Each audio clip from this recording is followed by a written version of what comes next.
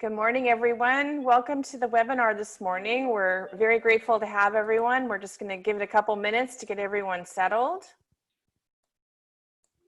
Grab you a cup of coffee. Oh, wait.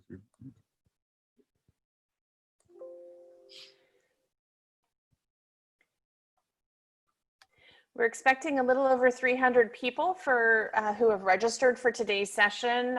So when we get to about the halfway mark, we'll go ahead and get started. We're going to keep an eye on the time, make sure that we begin and end on time. Welcome, everyone. Great to see everyone. I've got a question about recording. So this will be recorded, and everyone who registered for the webinar will receive a link to the full recording, as well as be able to download the recording from the Center for Nonprofit Leadership website, in addition to the websites of our partners.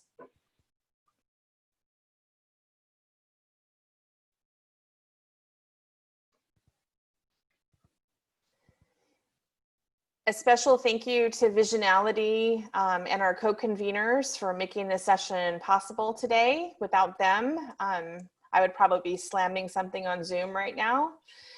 Also, a big heartfelt warm welcome to Armando, not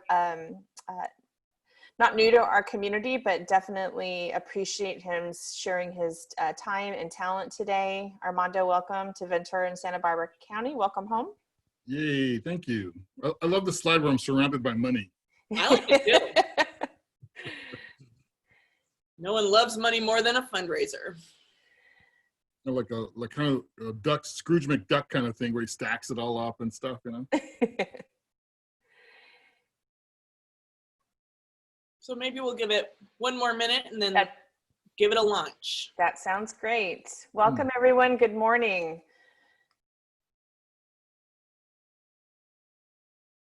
So everyone, you can make comments in the chat, and then Q&A. Questions can go in the Q&A, and we'll take a couple breaks during the webinar to ask some questions. So we'd love to hear from you in the chat and questions in the Q&A.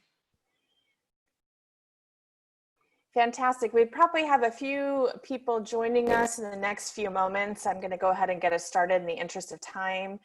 Good morning, everyone. I'm Dina Jensen. I serve as the director of the Center for Nonprofit Leadership at California Lutheran University.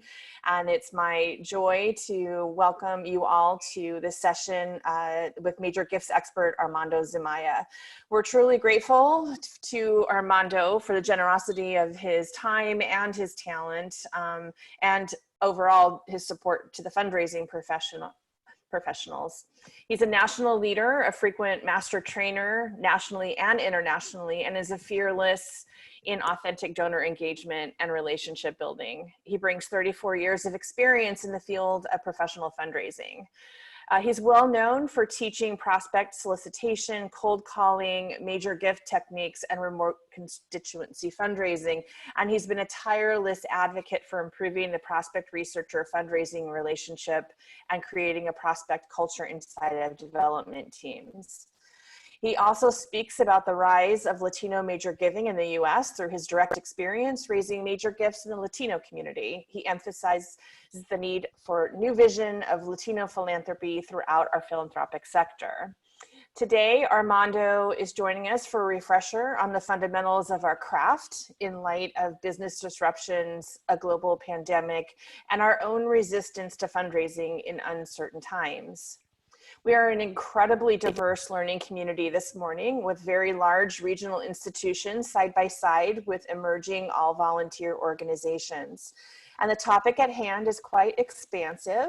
Today's 90-minute webinar is designed to empower leaders, fundraisers in particular, but there will likely be areas left unaddressed. Fortunate for us, Armando will share later in his presentation some of the exciting training programs his consulting practice offers, and we'll be able to be certain to provide contact information on how to reach Armando in the chat box in just a moment. Before we jump into the content, I'd like to take a quick moment to express our sincere gratitude to today's sponsors, the Ventura County Community Foundation and Montecito Bank and Trust. Because of their generosity, these sessions are free to attend, and we're grateful to Cal Lutheran and our own board of directors for making this commitment to the region sector.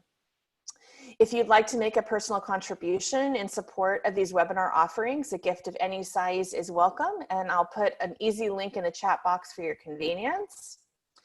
And the session is also made possible through a collaborative partnership of capacity building partners across our region.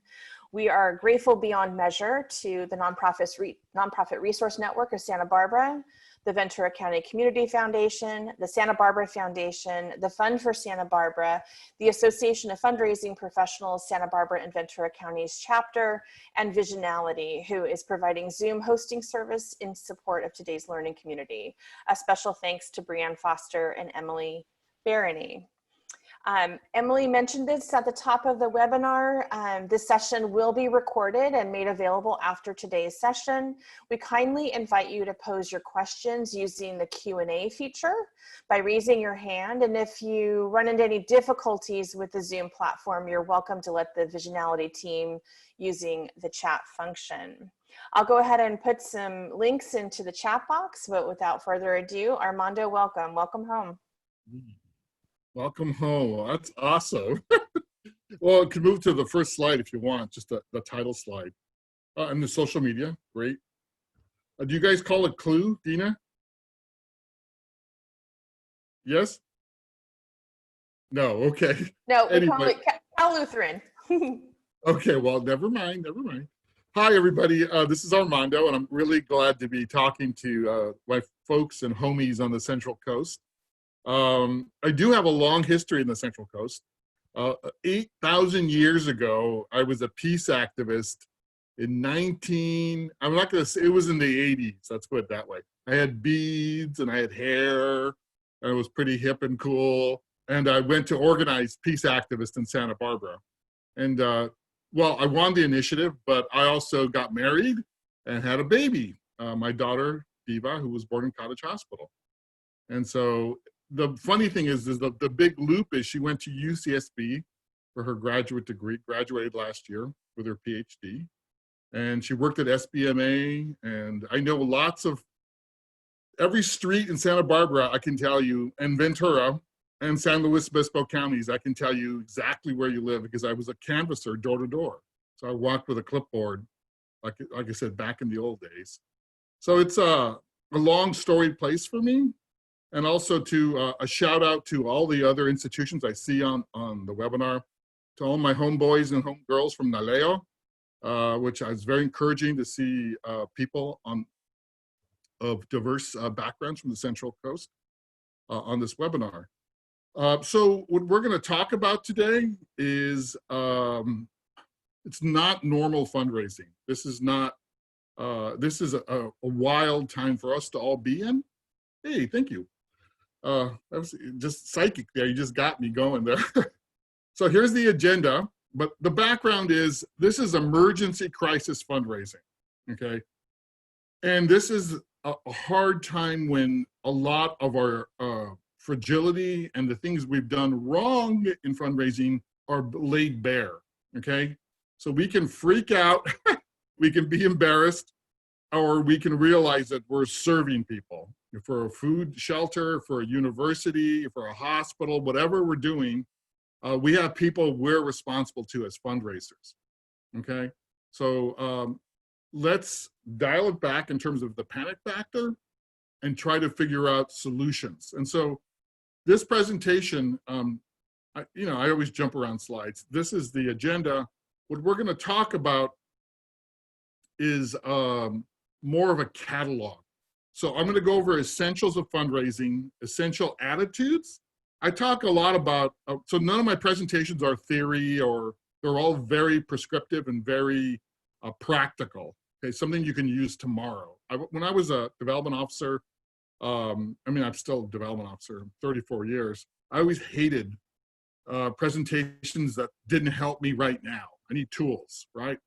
And so we're going to talk about two things: the overview of basics of development, the basics of prospecting, because prospecting right now is super essential. And then we're going to go over a catalog. I think it's 12 or 13 different methods you can use quickly and inexpensively. And so maybe of the 12, 4 will be really relevant to you. And maybe the rest will be, I don't care about that. I can't do that. That's not our organization. Or maybe all 12 will be something you'll be like, oh my gosh, we could do that and we could raise money that way. So think of a catalog, a cornucopia of ideas that I've used and colleagues of mine have used in fundraising and emergencies.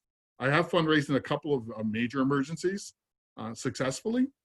And I do a couple of things that are sort of bold, like cold calling major gifts prospects, like calling up a billionaire and getting a meeting, crazy stuff like that.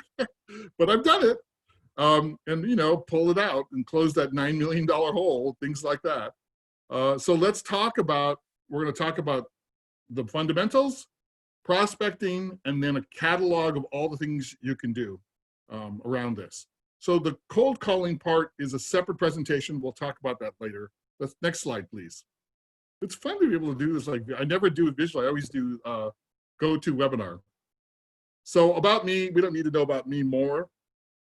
I do speak all over the country, and I love training. I love to teach fundraisers how to really build diverse major gift systems, diverse fundraising systems. And one of my first fundraising jobs was as a peace activist in IV, and Isla Vista is, you know, door to door. So I guess you guys could say you launched me, which would be kind of weird, but you did. And okay, next slide. Hey, so I put, we need a little FDR right now pretty badly. We need calm, cool president who's going to tell us everything's going to be okay. And this quote is really relevant because as fundraisers, we have to be the cool people on the ship in the storm. Does that make sense? We have to be the people who look at numbers, who look at possibilities, and make the impossible happen sometimes. Next slide, please. Yay, FDR. Get a little Marco Rubio there, start drinking water. Okay. So there, we can find inspiration from others, but we have to inspire others. Development officers, like I said, have to be the people who lead the way, and we have to focus on survival of our institutions. I know a lot of you are looking at closing your doors and looking at tremendous cutbacks in your offerings and what you're doing. So we're going to talk, we have one slide in the end about lessons and how to survive this. That's the bulk of this presentation, 90% of it, 95% of it. But we also have to talk too about what did this you know, brutal time teach us about what we need to do new, okay? The number one thing you've got to learn here is innovation. So innovation is really vital, that you need to really think about how you're fundraising and take it from a different angle altogether. It's really weird, but sometimes I'm really stuck in a fundraising mode, and an outsider, a friend of mine, even my dad, will give me ideas that are like from left field, but they're really good. And you have to look at, if you're trying to get through a door and it's really blocked, you know, look at other angles, look at other methods. And we have to really be innovative in this time and do things we haven't done, take risks we haven't taken, and make it happen. Next slide. I got to do that every time I do next slide, right? Okay. So there's a little chorus of people out there saying we should stop fundraising. And if you look at where they come from, it's usually some large institution with plenty of endowment. So my answer is, heck no, we shouldn't stop fundraising. One, all those smaller institutions, and I specialize in small and medium institutions. I'm a consultant, I do trainings, but I do a lot of coaching and consulting. And so a lot of my clients or former clients, you know, who suddenly come back for a freebie in a conversation, they're scared. And so I'm telling them is to really focus on the fundamentals of prospecting. Unfortunately, it has to be sped up. And that's the difference right now, is you have to do things that normally take 6 months in a couple of weeks, you know, sometimes. Now, how you message, how you reference the crisis is really, really important in fundraising. We're kind of being bombarded, if you watch TV, if you're on the internet, by COVID-19 messages. Bombarded is the word. So it has to be subtle, if that's appropriate, as subtle as you can make it. If you're, a homeless shelter, you have a role in the COVID crisis, right? Everyone, with the exception of some institutions, has a role that they can mention. Now, the other factor too is you can bring up how the crisis has affected your fundraising, and people will rally to you. If you're an environmental organization, for example, it's challenging right now because people are spending a lot of, if they're giving on a COVID crisis. Now, I know the Tri-County area, I know it's parts of it are extremely affluent. And even though they're going to be hit by this crisis, no one's going to go starving, And there's parts that are very, very poor.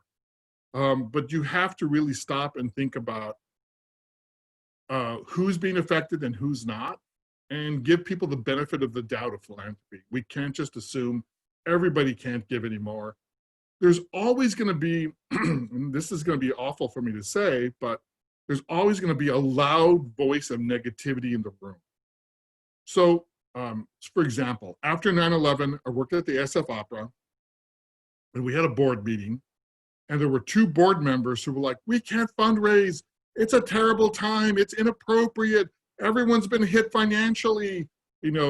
Sky is falling." And it was nonsense. When you actually sat down with our major donors, they were concerned about the opera. Had they taken a financial hit? Had their stocks been crunched? Absolutely. Could they give less? Some of them, yeah, gave less, but they still gave. When you actually had the conversations with people, all the hysterics were died down, because if you get a group dynamic, you can get people scaring the heck out of you, okay? So have those conversations. All right, so let's move next slide here. Come on, next slide. Oop, go back. So this is a brand new study. Now it's no longer new, it's March.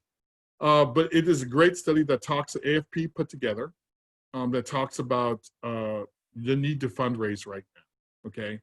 Unless you're sitting on a giant endowment, you probably need to fundraise right now. So next slide. All right.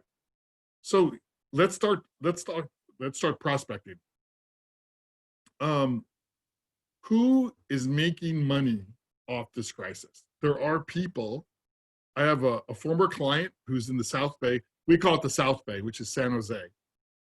And she was going crazy because her major gift space, some of them were airline people. So then I told her, well, what about all your folks who work for, telecom and Zoom and internet providers? And she had conversations with them and found out they were making a lot of, quietly, nobody likes to say, hey, this crisis has been good for me financially. No one likes to say that out loud, but it's the case. There are some institutions that are not being really heavily affected, and there's some that are being dramatically affected. And there's a few that are actually making money. So, grocery stores are one, for example. There's a lot of other institutions you can look at. So look at your demographics in your community and find out who is doing okay. And this is prospect research. This is your own knowledge of the community. Another thing I've seen, and it's hard to quantify this, is nonprofits coming up with fun, innovative ways to bring people together. Silly things. But this crisis is really hard on people's mental health. And really, really rough on people. For most of the time I'm here, I just got my crazy cat over there, Isabella, and she's angry all the time. So it's not easy to get through this crisis. And so if you can provide diversion, if you can provide something novel, something fun, something that's going to turn somebody's head, that's a great way to break through all the noise and fear and negativity, and try that. And again, this is creativity and fundraising. Empowerment messages are really brutal, really crucial, I should say. Because people right now need to know that we have power in this situation, that we're not completely helpless. And giving is empowerment, okay? When you give to something, you're doing something, even a little tiny bit of power. So you tell people that when you give me, I mean, you give me $5 to help, you know, whatever institution, it's the, you know, Ventura County Community College. That has effect. You know, of course, a tiny little effect. If they gave you 5 million, much bigger effect. But everything has an effect. Everything has power. Everything moves the needle. And so you want people to know that giving is power, okay? And we need to fight this virus. We need to fight policies that make fighting this virus harder. And let's do that. And finally, focus on your role in the crisis. Focus on how the crisis has affected you. I have known, what can I say? So I have a couple of clients who are anti-poverty organizations in San Francisco who are making triple the amount of money they would usually make. They're making tens of millions of dollars every month because of the crisis, because they're working it on social media. They're having conversation with major donors. They're doing extra mailings. They're doing innovative programs. They're documenting exactly how they're fighting COVID-19. They're placing themselves as front, which they are, because the homeless population is a great breeding ground for the virus. So they're showing themselves as, here's what we're doing. We're on the front lines, back us up. And they're doing the research to know exactly what industries are doing well in this, and they're doubling up major gifts asks. So a guy there we're going to ask for $10,000 this year. He works for a conferencing company. And so they're asking him for 30 now because they know the guy's stock is doing really well, for example. Okay, next slide. And so this is not normal fundraising. So I want to put a caveat about short-term fundraising. So if you're able to get a major gifts donor on the phone and get a Zoom appointment, or in the future, a live appointment, it's going to be more transactional than we normally want, unfortunately. So during 9/11, when we had huge, I mean, I worked for an arts institution, we lost all of our performances, right? And we had a huge hole in money. So we'd gone after our major gifts people and we'd already asked them for this year's gift. So we were in a bad spot. So what I needed to do was find our cold prospects. And I went to them and said, you know, we want to build a relationship with you, but the situation has made it so we can't do it as we normally would. But we do want to ask you to sit down with us and talk about a one-time introductory gift if you're interested in supporting the opera right. And that worked. People understood this is not a normal time. You can't treat me normally, but I am interested in helping. And it did, it worked. Most of the time, some people were like, no, you know, I don't work this way or something like that. But I raised a lot of money in a short amount of time by you know, saying honestly what was going on. We were in a tough situation. You looked like you'd be interested, but we'd like to educate you and involve you more in the long term with our organization. But this is a short-term situation. We need some bridging money for the next couple of months. And I'd like to talk to you about, you know, having a conversation about what our work and what we're doing. So it's a fine little line you're walking there, you know. It's like you're literally running on tip of a fence usually I'm getting an appointment for somebody and I'm going to expect the relationship to evolve over a year or so, over several meetings, events, cultivation methods. But in this situation, you're honest with them up front and you're telling them, here's what's going on. We need your help. I mean, it's a lot of phone calls. It's persistence. It's a lot of rejection. It's hard on you personally, but that's our jobs. That's what we make happen. All right, enough of the caveat. Let's go on. I'm going to take a hit of water again. Okay. So the number one mistake people make in fundraising is they're asking the wrong people, okay? If you don't have access to prospect research, you are blind. Let me say that again. If you don't know who's the most likely person in your community to give you money, then you're blind. Prospect research helps you find your best prospects, okay? So it's that juxtaposition between who has the resources and who has the inclination, the affinity for the work you're doing. I don't care what work it is. And so one thing I teach a lot of, and that's a separate presentation, is how to cold approach folks. Some of you may be very good at it already and you don't need that training, okay? And so there are new cultivation methods that you can also bring out in this situation. But the number one thing you have to ask yourself is, in my donor base, in the community, and we're going to go into this in more detail, who is the most likely person who's passionate about our work for whatever reason, personal experience, maybe they were on your board a long time ago, and they care deeply about what you do, okay? We spend a lot of time chasing rich people who, they really don't care about what we do, okay? Or we chase the friends of our board who, really don't care about what we do. Or they don't, maybe they love us, but they could give us $100 at best. You know, when the people who are passionate about what we do and can write us a $200,000 check are ignored by us because we don't know they're there. Okay. So some cool cultivation tools we can try right now is obviously sending online materials, sending videos of our people, of what we're working on, live videos of what we're doing. One of the institutions I worked with in Washington, D.C. is works with teenagers and runaways. They were doing online videos of them helping teenagers get COVID tested. And it was really successful. It's like live work. It's like a newscast. Media press clippings. You know, if you have anything that mentions your role in this work or current non-COVID related work you're doing, use that.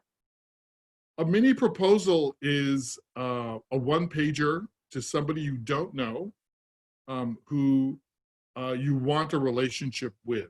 And so these are more risky.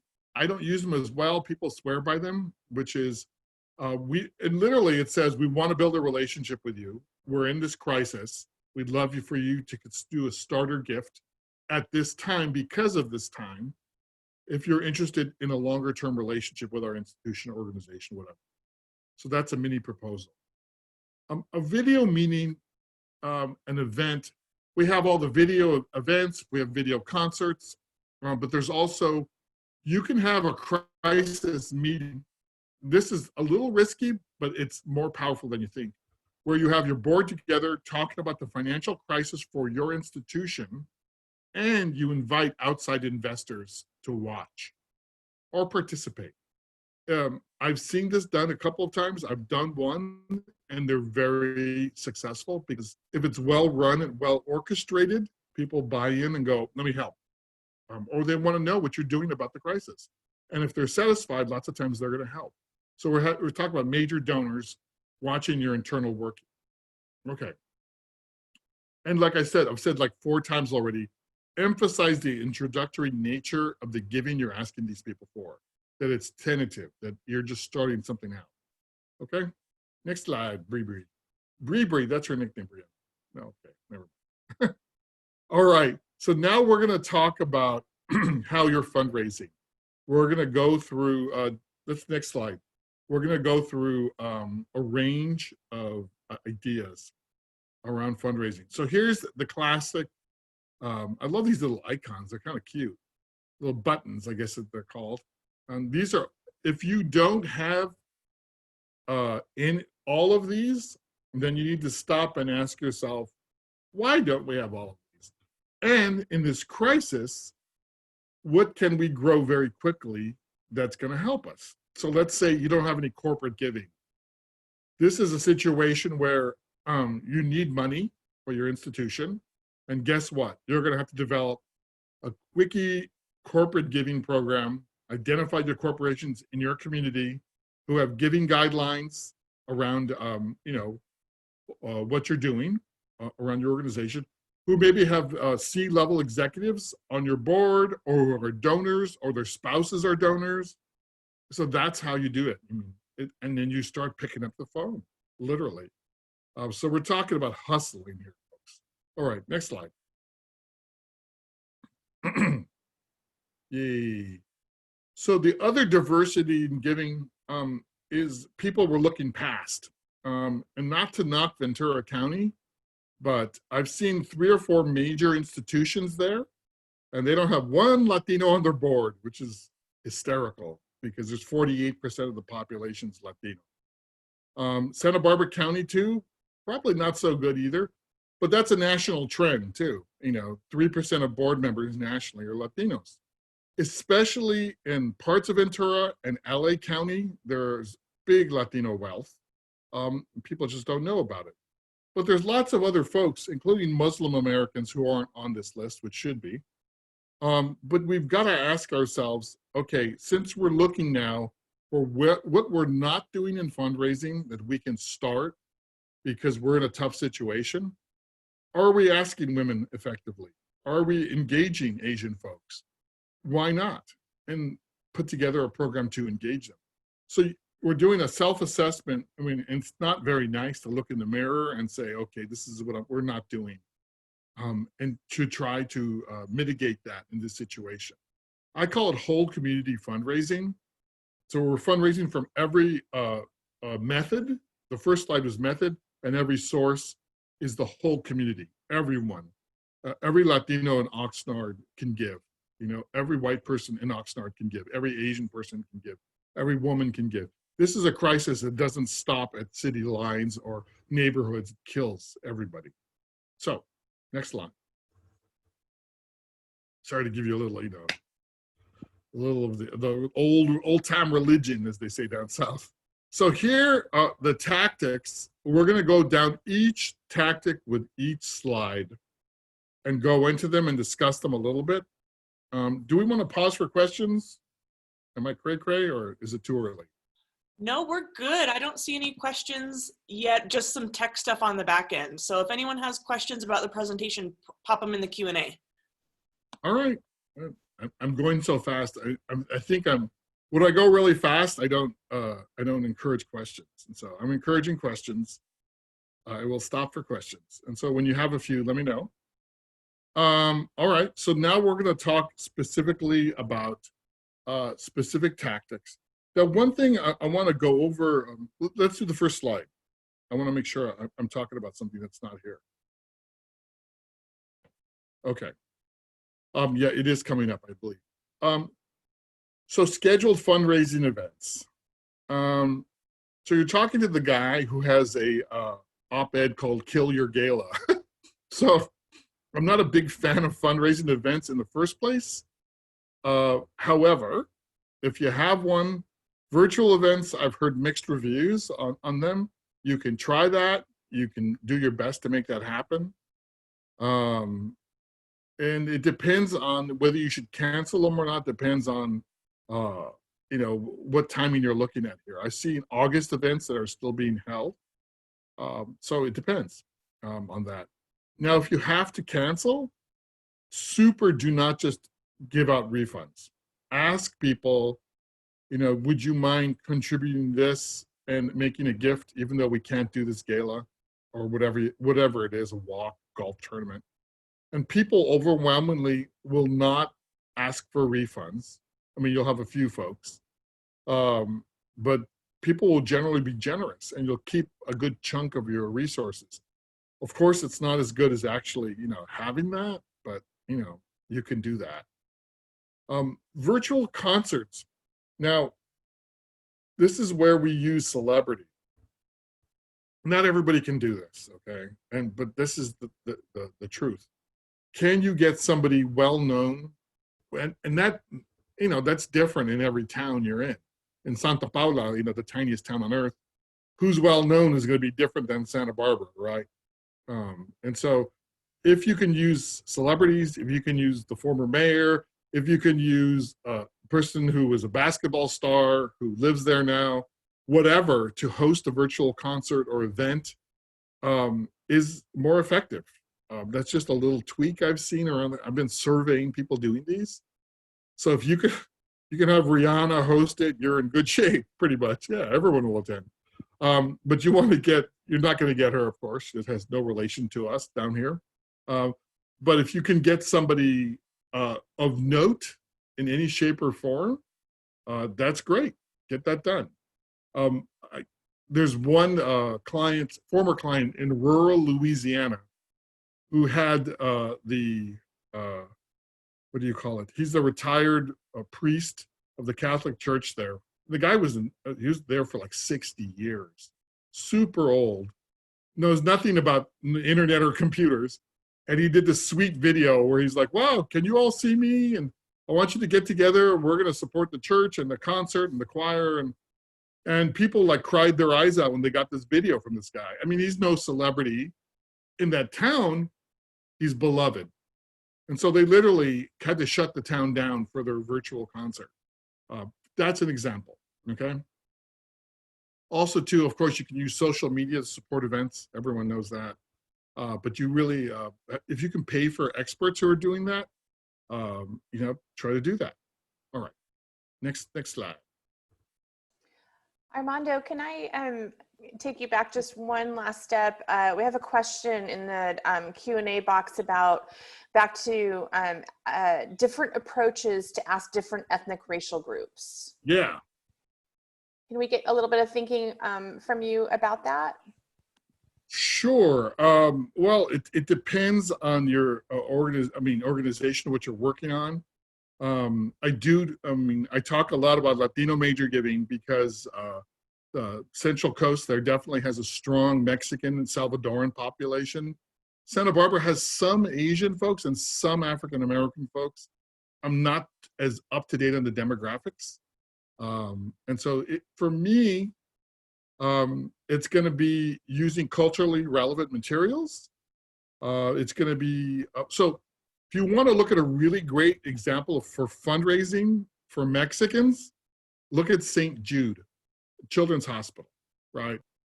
St. Jude raises in the last 5 years from just Spanish-speaking Latinos, not Latinos, Spanish-speaking Latinos, $110 million.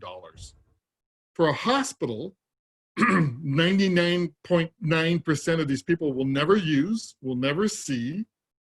But if you go to, we have Cardenas Market, which is the Mexican market. I cook every day. And so if you go to Cardenas Market on the AV, for example, on the sound, it'll say, "Este es el día de St. Jude. This is St. Jude's Day. Please give the register." And if you turn on the radio station, St. Jude is asking you for money. In the mail, you're getting a mailer in Spanish from St. Jude. And on the internet, on Facebook, it's in Spanish from St. Jude. So they know a wraparound strategy and how to speak the right language. So that's a good example to look at, for example. So use social media, use Spanish and English. If you have anybody who's a celebrity, a DJ, a radio host in your community, a priest, any sort of leader who can be a spokesperson for you. It's a more long-term strategy too, to build a board that's diverse. I can talk to you guys about that separately if you want. I do consult in that area, but I can just have a conversation too. But if you want to start, one of the best ways to start is to do mailings and have somebody who's, if the majority is Mexican American or Chicanos or Mexican immigrants, have a Mexican write it, not an Argentine or a Spanish person, for example. So there's a lot to talk about there, but look at culturally relevant approaches. And so I mentioned a few of them right there. Major gifts is another way. There are a handful of very wealthy multimillionaire Latinos in the Santa Barbara area, Montecito and that area, that can be approached too. A lot of expats. Less so in Ventura. I'm not aware of them as much. But in Ventura County, I would look for a more mass giving approach. And you can go to churches, you can go to chambers of commerce, you can do all sorts of things. But crucial is this slide right here is prospect research. Okay, I answered that question too long, didn't I? Jeez. So Armando, I want to break in really quick and share some feedback that we're seeing from our clients. So a huge piece of our business right now is helping people transition their live events into digital. And we're seeing two challenges. Number one is a reluctance to pull the trigger on that because it's really a big decision and it's really scary. The intel that we're hearing is no events over 60 people until there's a vaccine. And everyone agrees that that could be 12 to 18 months out. Even if we got a vaccine today, it would still take 6 months for everyone to get it, and then some period of time for people to feel comfortable being in person. So we're really, really recommending don't cancel, don't postpone, just do it. Just try. And what's cool is digital events typically are much cheaper than in-person events because you're not paying for catering.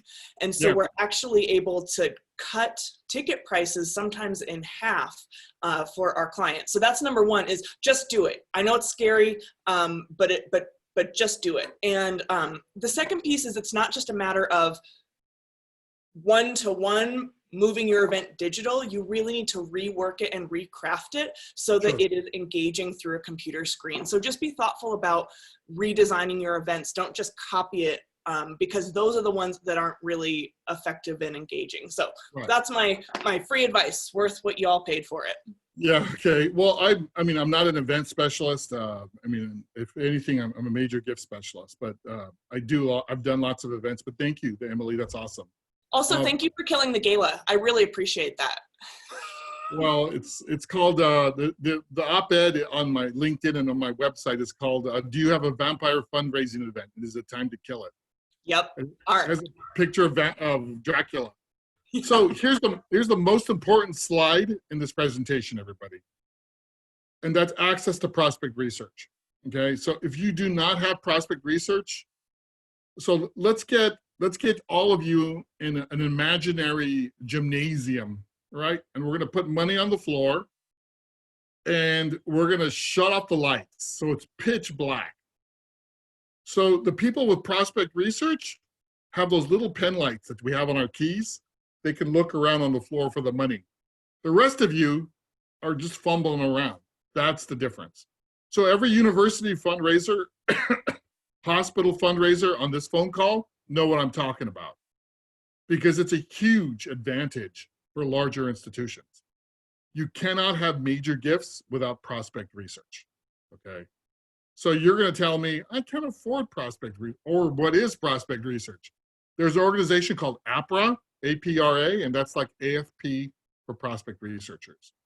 On my website, you can find under lists, a list of freelance prospect researchers, like a consultant. And let me tell you, it's the best money you'll ever spend.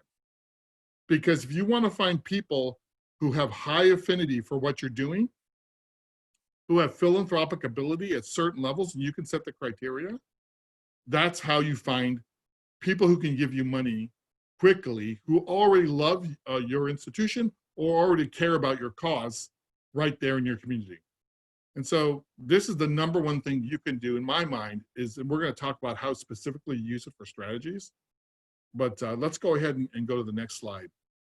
But prospect research is what you can do. So prospect researchers can ask you, do we have any millionaires? So is there somebody giving you $100 right now every year who could give you, 50,000 if you asked, if you knew they were there, okay?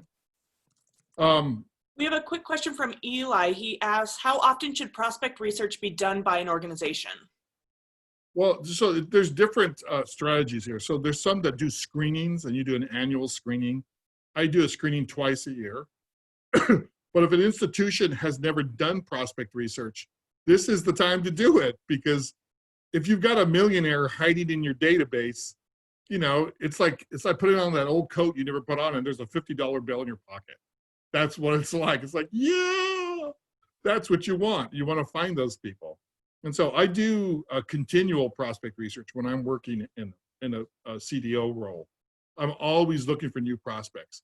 I have my portfolio of prospects, but I'm always looking for better and better people. So it depends on your institution and your load of prospects. So are there companies in your community that give to what you're doing?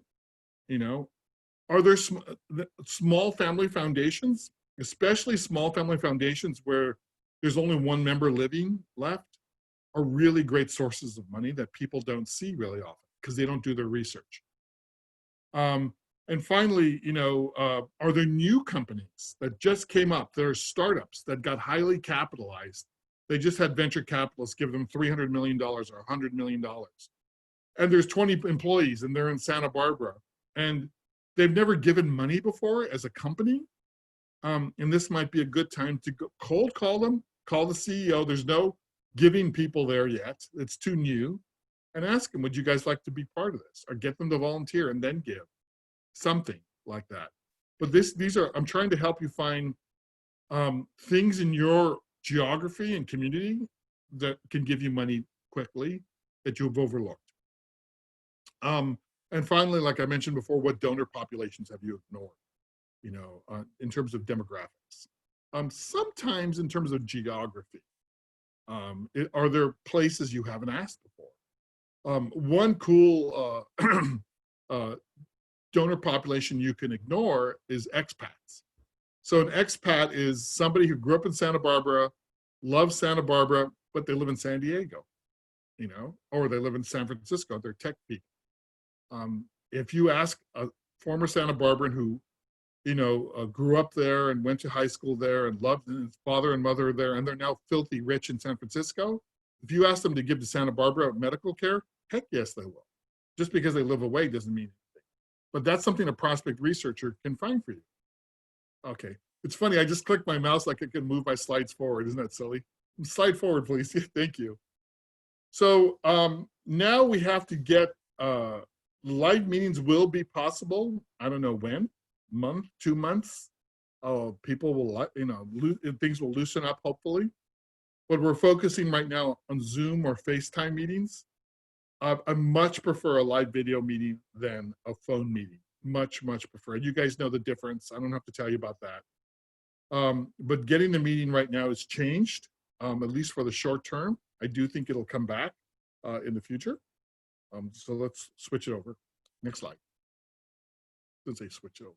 We have one more question. How does a prospect researcher find those expats or identify them?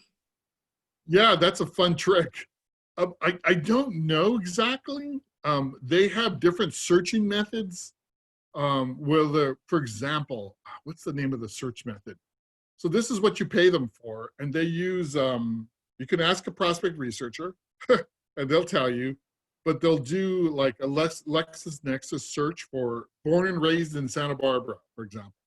Or that's how they find them. There's different ways they can find them through searching phrases and other websites that way. I don't know 100%, but when I've asked people to include expats in prospect research, include anyone who was born and raised in Santa Barbara, you won't get a ton, but if they're high enough, you'll get enough. One more question. How do we do our own prospect research if we are a very small organization? Two things. Maybe I should do a presentation on that too. A freelancer is not going to be a lot of money. It'll be a couple $1,000 at most for a project. So depending on the cause the person's working on. So if you're working on homelessness in Santa Barbara, for example, I'm just throwing that out, I would ask the freelance prospect researchers, give me a list of people who've given to homelessness in Santa Barbara over $5,000 2 years in a row in the last 5 years, for example, or 3 years in a row. And you're going to get a pretty solid group of people who are committed. And I need email and phone number, either one. If you can get both, fantastic. Armando, yeah. One of our colleagues, Alan, just posted in the chat box that the Alumni Association are sometimes a great way to know people's ties to a region, probably more for a college town. Yeah, very cool. So yeah, that's one great way to do it. So freelancers aren't that expensive, but if you want to do it your own, I'm trying to think of, there are training programs that APRA offers for training people. I can talk to you more about how I do my own prospect research, and huge caveat, okay? My version of prospect research is light. It's not the same as real full-time experienced prospect researcher with lots of tools to do the job, okay? So my version is sort of the weak coffee, the Denny's coffee version of the real thing, okay? But I can tell you what I do. If you want to have a separate conversation, I can talk about that. I mean, it's Google, Rocket Reach, a couple of other websites I use to find people. So, all right, next slide. How are we doing with time? All right.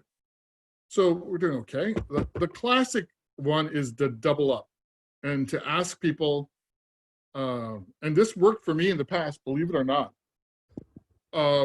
Focus on your loyal donors. Your donor that gave you 25 bucks last year, ask them, in this crisis, will you do 50 this one time? It's always sort of just saying, just this one time. And so that's the classic ask. If you haven't done it already, you absolutely should. It sounds cheesy, but it works. Okay, next slide. I do want to have time for discussion at the end if there's any. And you must all be doing this. This is a good link for best practices in online personal campaigns. People have a lot of time on their hands right now, more than normal, even if they're working from home. But getting critical mass, getting gentle peer pressure is super important. So just asking people, hey, everyone, can you do an online campaign for us? That's one way, but there's also much more advanced ways to do that. To get your board, to ask other people to do it, to create some exponentiality to it, to create some peer pressure to it.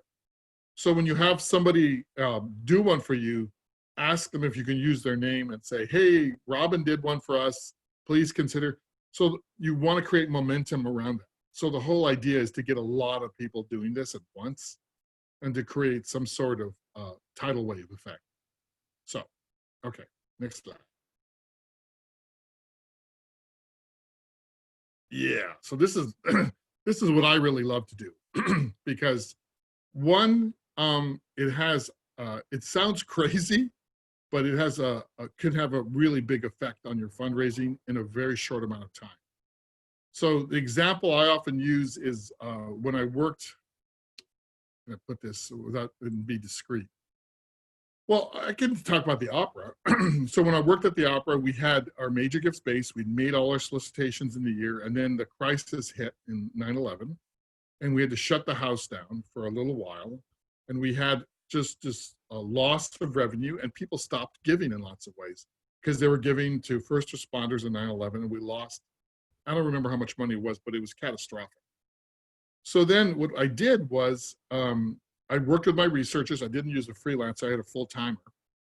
And they identified a range of people who were early in their relationship with us, but who had tremendous financial potential for us. So I rushed it. And so I said to them, listen, you know, we want to bring you into the opera family. This is a unique time. So what I'd like to do is have an early conversation with you about that and have you consider supporting us in this unique crisis this one time. And so that was really successful in the millions. Now, the other thing is when you deal with a freelance prospect researcher, they love creating things called profiles. And this is sort of a weakness of theirs. The profile is a 1, 2, 3-page document with somebody's picture and every detail you need to know under the sun about the person. Those are expensive, they're time consuming, and you don't need a profile to make a phone call. What you need is what's called a cut list. So I call it a cut list. It's only my term. You can call it whatever you want. But a cut list is literally an Excel report, and you create criteria. Like I said before, hey, I'm working on homelessness in Ventura County. I need people who've given over $5,000 to homelessness in Ventura County in the last 2 years, the last 5 years. And I need, you know, their job title, an email or a phone number or both. And that's a cut list. And then instead of getting 30 profiles for the amount of money you're going to spend, you'll get 225 individuals who fit that category with their contact information. And then that's when you start calling those folks and engaging. So also look for circles of influence. So a circle of influence is going to be, they all belong to the same golf club in Ventura. or they live, on Padero Lane, whatever it is that's going to help you find affinity, that high school people, clubs, neighborhoods, or the profession is a really obvious affinity circle. And so that's one way you can absolutely find people. And then sounds terrible again, but it's a domino effect. So if you see an affinity circle, so let's say an affinity circle would be, they were all on the rowing team at UCSB, right? And you start to see, when you see this list of people, you'll see affinity circles, or they belong to junior achievement in Santa Barbara, or whatever. Maybe they all live in Summerlin. I don't know. So then you see these folks, and then you try to look for the most prominent, the most well-known, or the wealthiest person in that group. And you can Google them, see them online, who's holding the biggest party. And then once you get into that affinity circle, once you engage somebody, you solicit them, and then you can ask them, here's the crucial moment. So Jennifer, can I use your name and talk to some of the people you might know here, and drop your name that you supported us? I don't have to say an amount or anything. Sure, you can. So then the next phone call is, hey, I was just talking to Jennifer, and she said that I could mention her name, that I'm working on the rescue mission or whatever we're working on. And then you go around that circle and build affinity in that circle. And that's one quick way to do early, small, major gifts fundraising. Okay. Well, I see questions popping up like crazy here. That chat thing's lighting up. Oh, I tried to move my slide again, Brianna. Could you move my slide? It's so cuckoo. I do a lot of presentations, so I'm used to moving my own slide. Armando, while we're advancing your slides, can you talk a little bit about donors who give consistently over time as an indicator of their capacity, Sure. or even graduated gifts over a particular period of time? Yeah, who asked that question? That's a good question. I literally want to know who asked that question. It was me. Oh, you did, okay. So the number one way I find a major gifts prospect in my database with no prospect research is I look for people who are consistent donors. I don't care if it's $15 a year. If it says $15 a year and they live in the top of the Riviera in Santa Barbara, you have a prospect, okay? Because that person is rich and they care about your institution. That doesn't mean you're the top priority. That doesn't mean that they give to other things a lot more, but you gotta, look at that. So consistent giving of any size is one of the best indicators of affinity. Okay, so thanks for that question.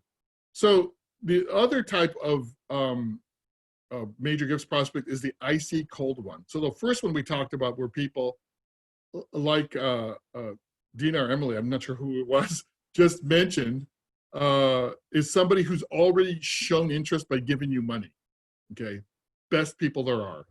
The harder one is the icy cold prospect who's probably never even heard of your institution. So if you see somebody, I'm trying to think of a good explanation. So if you're working on homelessness in Santa Barbara and your researcher finds you somebody who gave the Union Rescue Mission in Los Angeles $100,000, but's never given you money, that's a good prospect. Now, they may not know about homelessness. Maybe they just moved from LA. You don't know. Or maybe they're just not engaged with you guys for whatever reason. But this is a good time to engage them. And then making a short-term ask of them, an introductory ask in the crisis, is the way you go with that. So there's lots of ways to find, like I said, so searching for major gifts prospects on your own is a matter of, indeed, looking for consistent giving, looking for people who give to similar causes to your institution, who are on boards of similar causes to your institution, who are in industries that have high affinity to what you do, like a doctor giving to health causes or something like that, for example. So that's a couple of ways to do it.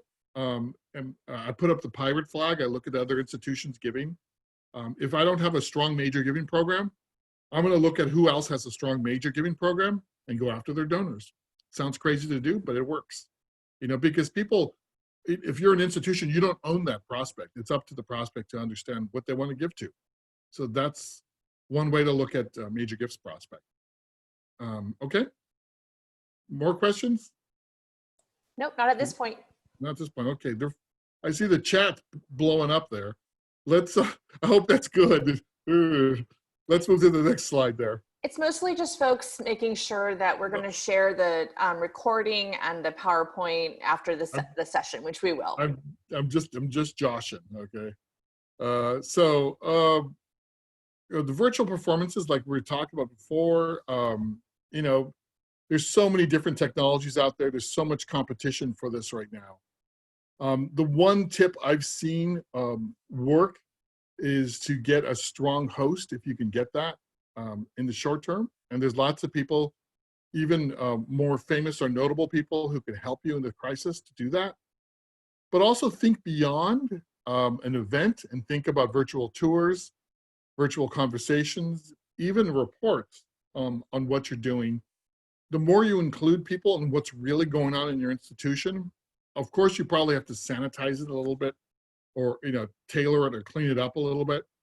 But the more public facing you can be with whatever situation you're going into can be helpful for people and helpful to understand the effects of their giving. And it's not going to hurt. If you're in trouble, telling people you're in trouble is not going to, it's not going to put a lot of shame on you. It's going to get people's better nature. In the long term, however, they will ask you to maybe make some changes in how you raise money, things like that. So having tours, having conversations, visits, virtual visits of some sort. I saw somebody do a pajama party the other day where you saw dozens of major donors in pajamas online, nationally. There's a national organization. So they really can't do that sort of virtual, they can't really do a live event under 60 people, for example. So virtual performances, open your mind to what that could possibly be. All right, next slide. As I mentioned before, online stakeholder meetings, shareholder meetings. This is really crucial so people, especially if you're a larger institution, to, in the very least, engage. Universities on the East Coast are doing these. I've seen a few. Some other institutions in Chicago. What's the name of that? Anyway, more importantly, here's what's going on with the crisis with us. We want you to know what's going on. And it's a passive solicitation because your best donors, your best supporters are going to step up and go, can I help? Often they're going to do that. But it's really important also it sounds awful, but to recruit ringers, to recruit some board members who will ask the questions you want asked. Some questions help lead, the exact questions. How can we help you in this situation? And to really help lead the discussion, so it's not becoming a complaint session. But that's one way you can really do, is just to hold online meetings, bring people up to date on what you're doing. Bring comfort to people too, in this, that their institution they care about is going to survive, and how they can help. So that's an online meeting. Yay. Next one. We have a couple questions if you want to break for questions, or we can do them later. Let's break for questions. All right. What cost structure do prospect researchers charge? Some charge by the hour, some charge by project. I mentioned this quickly, but let me go back. On my website is the only list of freelance prospect researchers in the country. It's awful, but true. There's a LinkedIn page of freelance prospect researchers. And so you can go ahead and take a look at that and email and call those people and ask them for pricing structures. Some are expensive, some are very cheap. There's about 30 of them on that website, on my website personally. I don't make any money off of that or anything. It's a free listing. But the price structures, I mean, like for a very good list once, I paid $1,200. For a very good list once, I paid $3,000. Some charge, like I said, by hour, and some charge by project. But you have to find each one how they charge. Next question. And we can put a link to that list in the thank you email as well. Groovy. Any advice or approaches on how to ask for donations to support organizations that support adults with developmental disabilities that are less funded than charities who support children or homeless? Because they are adults, individuals aren't as empathetic. Yeah, I mean, this is where research will help you find people who have given to that cause, maybe nationally or regionally, that don't give to you, or personally who've been affected. Wealthy adults who've had children or parents, or who themselves have experienced that. Everything is experiential. Okay, if you have personally experienced it, this is with disease research or with illness research or any disability research.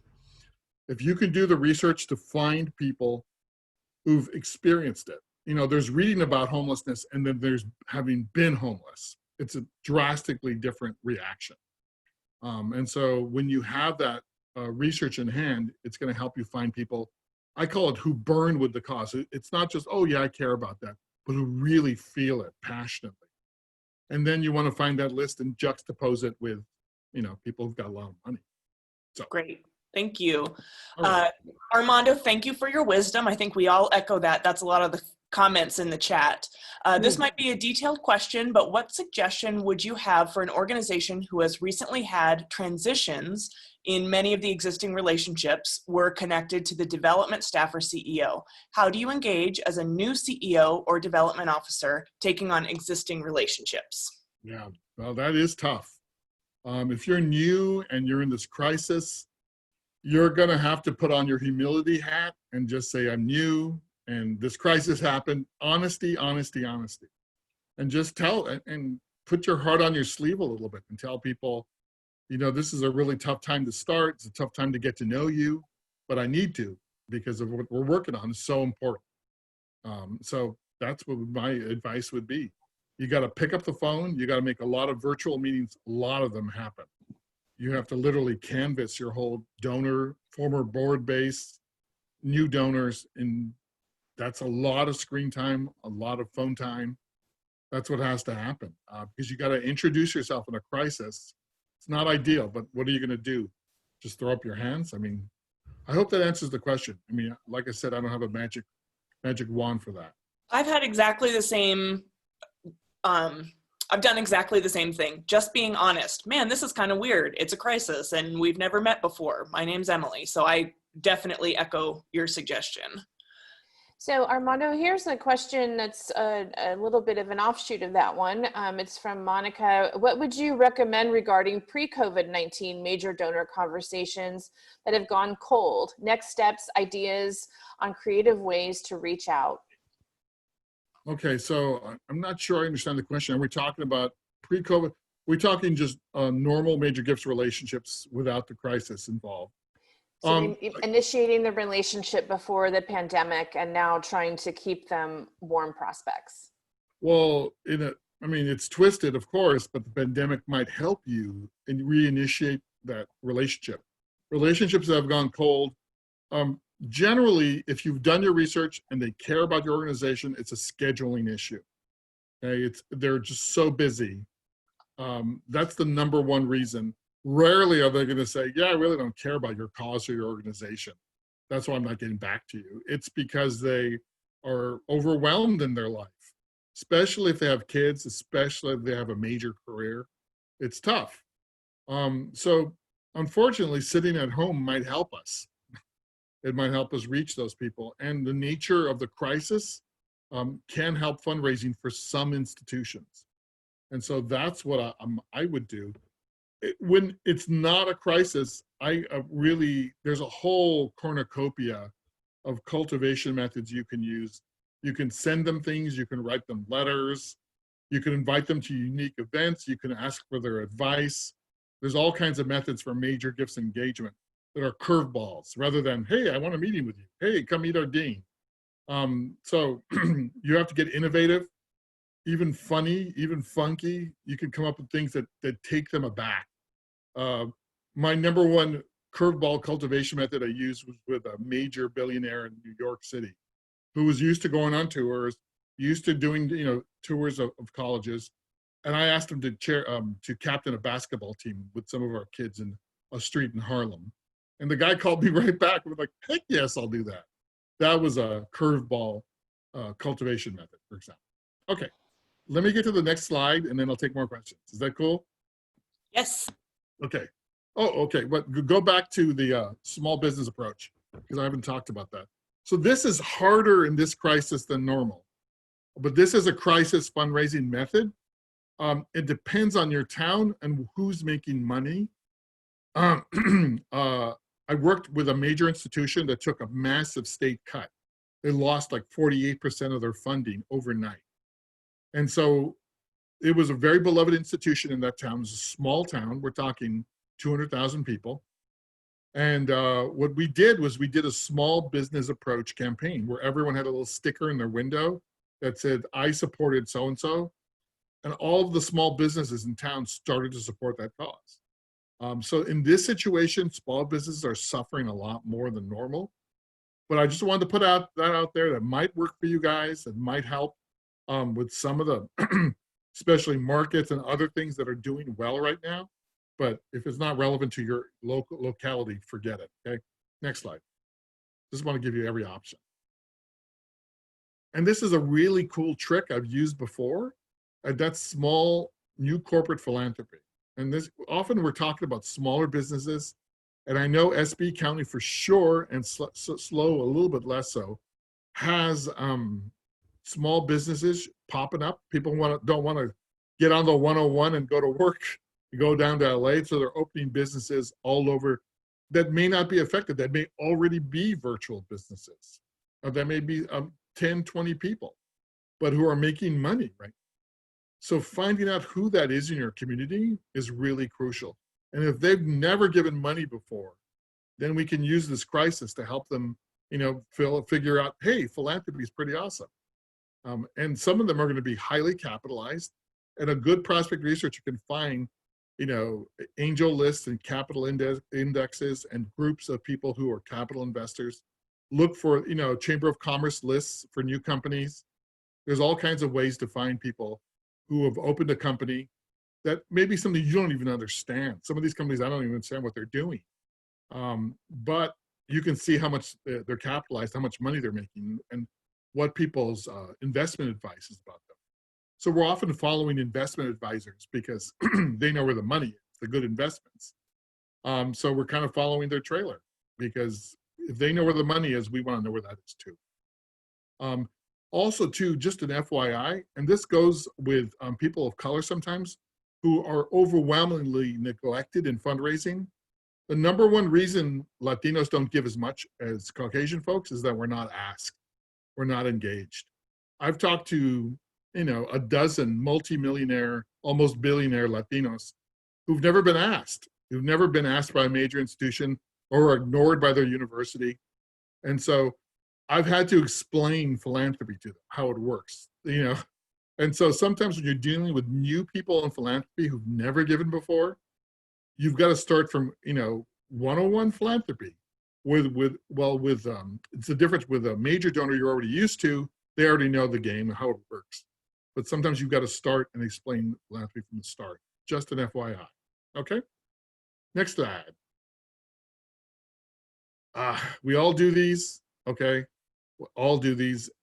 My tip for this, and it's tough to do right now, is do something different, do something unique. If you can do anything that's humorous or light or amusing, do that. People really need that right now. I mean, if you turn on the TV, if you open your mail, it's pretty grim. So do something that's light, amusing, that's appropriate, okay? That's not going to offend anybody. Joking about the weather, joking about being stuck in your house all day, joking about anything that's safe is going to be nice. So think about when you're doing a mass mailing to people, do reach out to them, try to do something different, try to do something unique, try to stand out from the crowd, and try to bring something, make them smile in some way, if you can do that. And so that's some of the advice I've asked for this presentation. I asked a couple of people who are professional mass mailing people, and that's what they're doing right now, is they're trying to create something that's going to catch somebody's eye that's very different from what they normally do. Okay, Next slide. So I don't know if you do text to give campaigns, but this is a great way to for people. So if you're in Ventura or Oxnard or any of those towns, and you have a lot of people you can access this way, this is a good way that I'm advocating for a lot of Latino organizations to get people to give small amounts of money. If you have the cell phone databases, if you've got those numbers, it's a great way to reach out to people. And there are companies, I list a couple of them here, sort of this listing of these links that you can look into that'll help you gather phone numbers. And you can start to use sort of the flat of the pyramid, which is a lot of small gifts. It usually takes more time to develop, so it may be tougher in this crisis to do this. But if you can get a volunteer to lead with this, especially someone in the tech or the communications community, it's a good way to hand this off to somebody and make some little money on the side. In the long term, you can do a lot more. And the hard part is usually, this is event related, and you can make a lot more money with event related. Like if you're at a Portland Trail Blazers game and everyone take out their cell phone and text $5 to blank, blank, blank. That's a powerful way to make money quickly, but it's harder to do in this situation. But text to give campaigns have been helping a lot of national institutions. So you should take a look at it, especially if you have cell phones of donors. It'll be really successful for you. And you know, it has low donor retention. It's a transactional gift. Okay, next. All right, so those are, we're gonna open it up for questions in a few minutes, just FYI. But so I really want to emphasize, once we're through this, and we will get through this, you really have to look at diversity in your fundraising methods. We have to think about, I mean, I'm a hardcore advocate nationally that development officers, the development is not invested in effectively. We have a woeful, chronic, historic underinvestment in fundraising in this country. And a lot of nonprofits right now, unfortunately, not a lot of nonprofit leaders are learning the hard way that we need to put serious money into relationship-based fundraising. And for me, events are not a relationship-based fundraising. Okay, 70% of the organizations in the country don't have or never had a major giving program, and 95% of the organizations in the country are under $5 million budgets. So that means we're really not doing diverse fundraising. So we really want to look at that and really want to promote that for the long term. You need to have prospect research. I don't care if you're a one-person organization or you're Harvard University. Okay, you've got to have prospect research if you want to do serious fundraising, especially major giving. And finally, we want to really work our institutions to build a powerful fundraising culture. And what I mean by that, and I'm talking to all the board members and non-development leaders here, is we have to throw away the whole concept of yucky fundraising, that fundraising is something bad, something you avoid, something you put on the back burner. Fundraising is an honorable calling, and we need to have that #1 priority for any nonprofit leader, okay? For any foundation donor giving to a nonprofit. Fundraising is job 1, okay? If you don't have fundraising, you don't have anything. You don't have program, you don't have leadership. Okay, so you know me, I'm a psycho on this subject. So the next slide. I am a psycho on this subject. Okay, I am offering coaching contracts, small coaching contracts right now for people, individuals, development officers. If you look under upcoming webinars, there's 3 webinars on there right now I have coming up. One of them is a cold calling webinar, specifically to help people get first appointments with difficult to reach prospects. Okay, there's my website, and I do consulting, teaching, training, all kinds of fun things. So also one thing I didn't mention is for Latino fundraisers, I do have a link. I opened the first LinkedIn group for Latino fundraisers in the country, so please consider joining. And next slide. I think that's the final one, right? Yeah, and there's the 3 upcoming webinars. I forgot to put that in there. How to diversify your board. So if you want to know how to diversify your donors, that's a good webinar. Major gifts, prospecting, assessment, and checking is for larger institutions. when you have major gifts officers and you already have prospect researchers, how to get them to work together better. And the last one is the 28th, which is cold calling, which is how to get to the prospect for the first visit. So that's the whole thing. Last slide, right? Yeah. Questions. Let's take some questions. I'm going to get a drink of water real quick. Sure. Armando, while you're doing that, I'll direct everyone's attention to the chat box. I just put a link to Armando's LinkedIn group, the upcoming webinars in there. So hopefully you'll be able to just link right in there. And then I know we have a few questions. Why don't I just kick us off, and then I'll hand it back over to Emily. Cecilia asks, I'm part of a nonprofit in New Cuyama, a very small rural community in Santa Barbara County. One of our major issues is that most people don't even know the town is there. The population of New Cuyama is largely low income and Latino. We'd like to find donors outside the community. What are your suggestions for fundraising for this type of small rural community? Wow, that is a rough. I have done that, not in Cal. Oh, no. I've done that in the Central Valley. Okay, so in New Cuyama, there's going to be two things. Okay, so one, you can do flat community fundraising. So which is text to give, which is small gifts. People at markets asking people to give small amounts of money. Mailings, that's one way. The other way is major giving for people who either know the area, and I actually know where New Cuyama is, believe it or not. I can't remember why, but in this instance, if you're talking about a heavy low-income Latino community, you want to get somebody to adopt it, is the way to put it. So you want to look at more regional major giving for Latinos who can, and the good thing about your community is that what would be considered a medium-sized gift would go a lot further in that community. So I would look at Santa Barbara, Ventura, parts of LA, and look for Latinos who've given to rural causes. There's not a lot I can think of. The expat situation here too is a lot harder because that's going to be a different situation. I do have one donor in mind for you, actually. We should talk later. But beyond that, I would look for Latinos who would give to this community just because they're Latinos and people in that background. Maybe there's a company that employs people there and might help.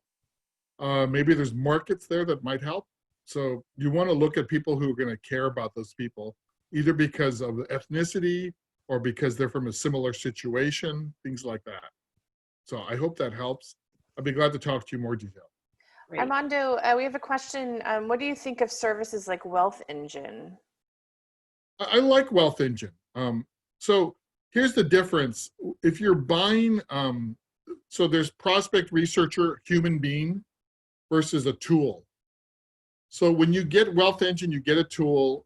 It needs to be qualified. It needs to be cleaned up. It needs to be worked with. You need veteran eyes on it to use it effectively. If you can that's all you can get is Wealth Engine, okay, that's better than nothing. But if you have a freelance human being prospect researcher looking at your Wealth Engine, you're going to make money, okay? A human being's eyes on this, a brain, looking for and learning and calibrating is much better than a passive tool. Because too often, our EDs or our board chairs will say, we can't afford prospect research, just buy the Wealth Engine. That's great, to get that, but don't penny pinch. Don't penny pinch. That's weird, I did that. Penny pinch raising money, especially now. There is ever a time to learn, hey, we need to invest in fundraising or we're gonna die, our institutions are gonna die, not to be crass. But our institutions won't exist if we don't raise enough money and do it in a diverse, vibrant fashion. And so this is the time to invest and to know exactly who in your community on a regular basis is making a lot of money and who can give you money. So that's the point I wanted to make. Okay, more questions. All right, so we have 6 minutes left. So so think about if you want to give us another 15 minutes or if we want to end right on time, and then we can use the unanswered questions to inform future webinars. I got all the, time's fine. Do go to the last slide so they can see my website, I think. And I think I put my email in there, didn't I? Oh, no, this is the resource slide. We can include it in the email. Okay. Great. Okay. Is NP Tech for Good the platform for personal campaigns that he recommends, or is it just a site to find options for platforms? It's just a site. Okay. Do you have any recommendations for new executive leadership who is managing all these new donors and board relationships while also trying to figure out how to pivot your programs and recruit new board members? What do you think is most essential during this time? Well, survival. I mean, making money right now is everything. And identifying who can give you money. I'm not sure. That's a really complex question. There's a lot in it going on there. So I'm not sure I'm going to give it justice online here. Do you want to say it again so I can hear it again? I think your answer is right. Money. Because if you don't have the money part figured out, you're not going to survive this so that you can build those relationships with new donors and board members. Well, the other thing too is there's this classic thing out there that people are like, well, development takes away from program. Development is program, okay? We don't spend the money on, cheese and wine. We spend the money on program. When we raise money, it goes to program. So development is an investment in program. So we're not overhead, like Mr. Pelota says. Go ahead. Next question. Is snail mail still effective? That's an endless debate. Mel Warwick and a couple of other people I know, Jay Frost, all say it's still effective. I've seen it still be effective, especially with older folks. But you still got to keep it going. Yeah. I don't know about your counties and your area specifically. Up here in this area, it's less effective. In more rural areas around the country, it's still very, very effective. So it depends on your community, how tech focused they are, and how, and also age. Great. Do you see any additional unusual situations given the COVID situation and a national election coming up? Any advice? Well, yeah, I am nervous that the election will happen during another resurgence. But that's not really relevant to this discussion, So yeah, there could be another surge of this, and we got to be prepared for it. This isn't completely over yet. Maybe we'll be super prepared for it, and we'll get through it a lot easier. All I know is in our area, in nonprofit fundraising, we've got to be prepared for it. And maybe this will happen again in the future. Pray to God it won't. But there's all kinds of other crises, and I've seen crises wipe nonprofits out. And so we got to be prepared and have reserves, have diverse, vibrant fundraising programs, relationship-based. And apply for the federal aid programs like PPP and economic injury. Indeed. Do you feel a relatively small nonprofit could successfully have a development officer that is outsourced and not 100% in-house? No. Someone who works with other nonprofits? No, I don't. I mean, you really need to learn, again, if you have a nonprofit that's small, your first staff person should be a development officer, okay? You really have to invest in development. Doing a half-time development is really hard, it's really difficult. And so if it's a foundation-based fundraising where you have one big grant that makes it all happen, that's great for the short term. But too many institutions are foundation and corporate fundraising dependent, like a drug addict. All you get is your foundation gifts. And then when crisis hits or change hits, you're not ready for it. So I'm a big advocate of having 3 or 4 or 5 staff person development teams to start, because you need corporate fundraising. You need mass giving, online giving. You need a major gifts program. You need a grant writer foundation person. You need a team to cover all fundraising. But if you could just hire one person, then you better focus them on one area for the short term till you can invest more in development. So Emily, why don't we take these last couple of questions and then we'll go ahead and wrap up? Well, and there are a few questions coming in through the chat. So if you've posted a question in the chat, please repost it to the Q&A. So if you hover over the bottom of your screen, you can click a button that says Q&A, and then we'll be able to see those. So this question is, what are your suggestions for fundraising internationally? We run our nonprofit here in Southern California, but also provide service online courses for families worldwide. We've never been good about outreach and prospecting with the international families we serve and their networks. Well, it's time to do that. If you're an international organization, so there's there's a whole bunch of strategies there. You do want to do national prospecting. So if you're in Southern California, but you're serving other countries, whatever you're doing, I'm not sure what the cause is, but you want to look for people with affinity. I don't care if they're in Boca Raton, Florida, or in Montana. If they'll give you money because they care about what you do, you got to find a national form of prospect research to find all those people.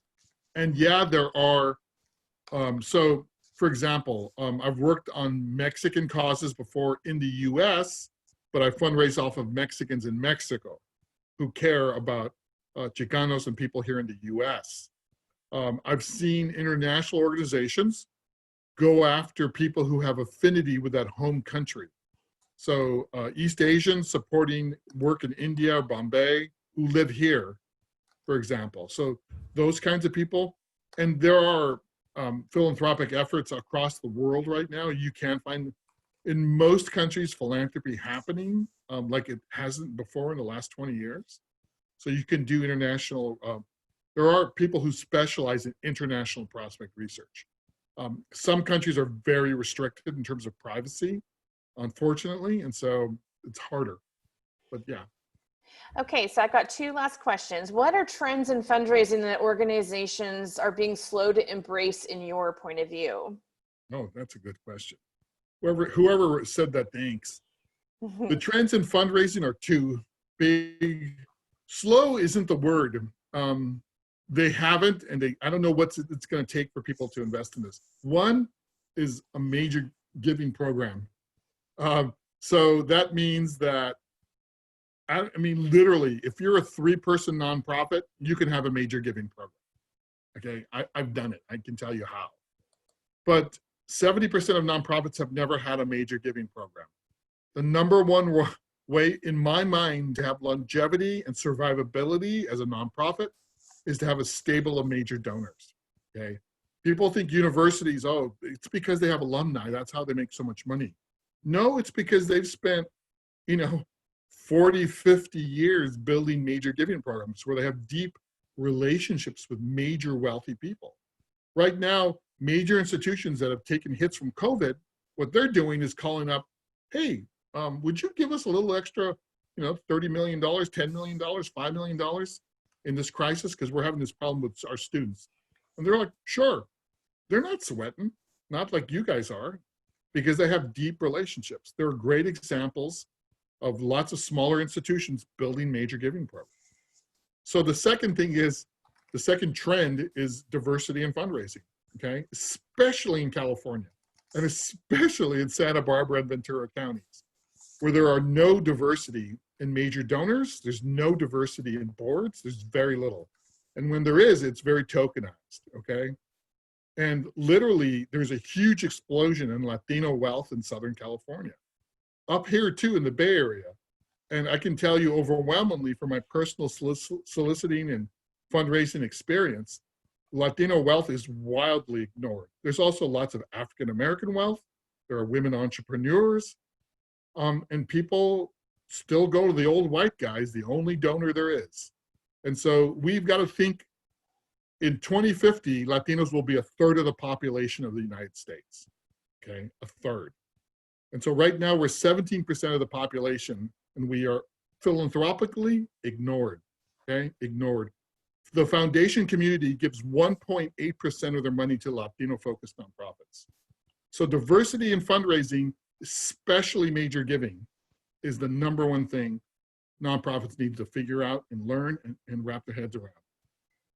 So So Armando, this is the last one, I promise. It's a Sorry, I wasn't passionate about the last question. question about fundraising and a culture of philanthropy. What tips do you have for the development side of the organization and the programmatic side of the organization working together in regard to corporate sponsors? Oftentimes the programmatic side is reluctant to engage corporate sponsors. Yeah, you have to create gift acceptance policies where people feel comfortable that you're going to listen to them. You don't want your program people to feel uncomfortable that you're going to accept. Say if you're a children's organization, you can't accept money from, soda manufacturers or something that's unhealthy for kids. So let's get that out up front. Give me the criteria of what I can work with and who I can approach corporate that you're going to feel comfortable that we're doing that. So create a gift acceptance policy. We won't take money from gun manufacturers. We won't take money from people who do this and this and this. And once you have that template, you can look at corporations and your program people will be more comfortable. But have a very honest conversation with your program people and also never ever lead program. If you're a development officer, you work for program. So don't come up with some idea that a corporation wants to do that's going to make your program people hate you. Okay, that has nothing to do with mission or is off the range. So have a deep, personal, safe conversation with your program people, set up, give it acceptance policy, and then act on that. And then you have to negotiate, oh gosh, do we all have to wear their t-shirts? Do we have to do this PR for them? And as development officers, if we're gonna have our people do anything like that, let's make it worth the while and get a real gift out of these corporations. None of this nickel and dime stuff, okay? All right. Well, thank you so much, Armando. I really appreciate you sticking it in there with us for a little bit of extra time. Thank you everyone for your participation, your thoughtful questions and comments. Armando, thank you for always serving as such a phenomenal champion, not just for our causes, but for also for our profession. We truly appreciate. Thanks. We hope you'll find your way home to us again here on the Central Coast.